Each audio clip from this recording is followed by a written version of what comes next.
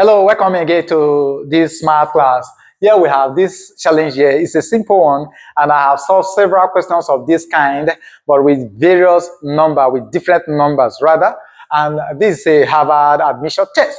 The question is x plus y equals to 6 and xy is equals to 36.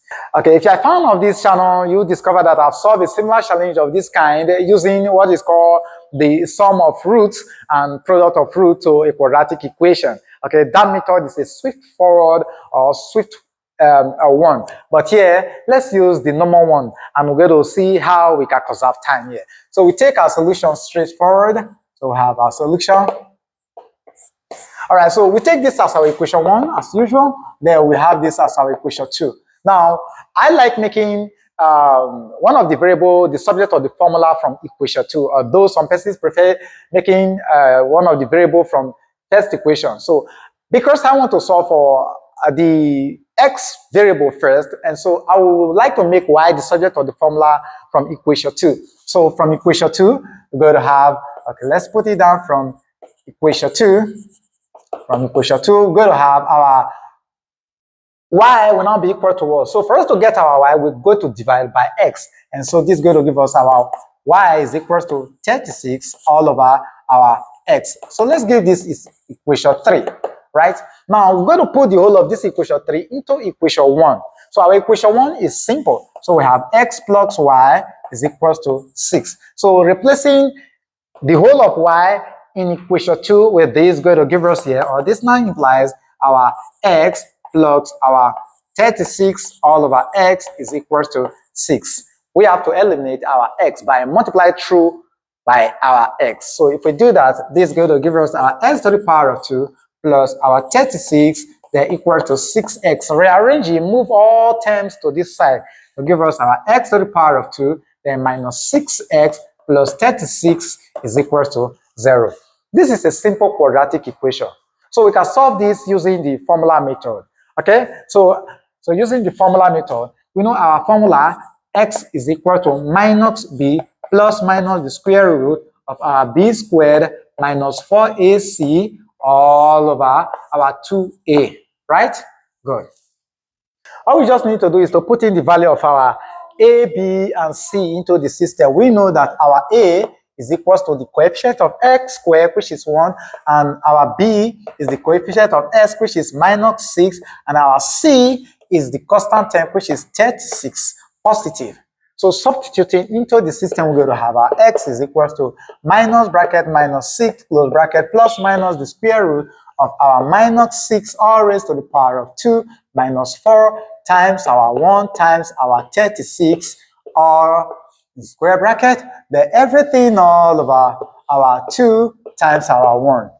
This is equal to minus times minus will give us 6 here plus 6 here minus the square root of, here we have minus 6 all in bracket to the power of 2 could be written as minus 1 to the power of 2 times 6 to the power of 2. And minus 1 to the power of 2 will give us 1. So automatically we're going to have our 6 to the power of 2.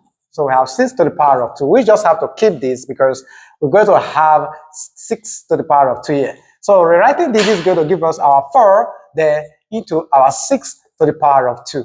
Also, all over our 2 here. So simplifying, we are having 6 to the power of 2 here. We are equally having 6 to the power of 2 here. So let's factor out 6 to the power of 2. So we have here plus minus the square root of our 6 to the power of 2, the bracket. If we use this to divide this, we are left with 1, minus we use this to divide this, we are left with 4, then close bracket all over our 2. If we go ahead to simplify down what happened, this could be written, in fact, let's rewrite this. We can rewrite this as our 6 plus the into the square root of 6 square, the times the square root of our 1. Okay, 1 minus 4 will give us our minus 3, right? All over R2. Here, we can again rewrite this minus 3 as the square root of minus 1 times the square root of 3. And remember that our square root of minus 1 is equal to iota, right? So if we have this to be iota, what happens? We can bring in I into this system here. So doing this, this is going to give us our 6 plus minus The square root of our 6 square will give us our 6, the iota root our 3, everything all over 2. So we can use 2 to divide this, and that will give us 3. And so we're going to end up having 3 plus minus 3 iota root 3. Wow. Now with this, we now have our x. We have our x1, x2 here because we are having our plus minus here, right? So if we have this to be our x1 and our x2, it will now be equal to our 3, the plus minus 3 iota root 3. Now this is the beauty of this now. Whenever you have an equation of this kind, the bottom line or what comes to mind about the second root is this. The first root, which is x1, is going to be a conjugate of our y1. And our x2 is going to be a conjugate of our y2.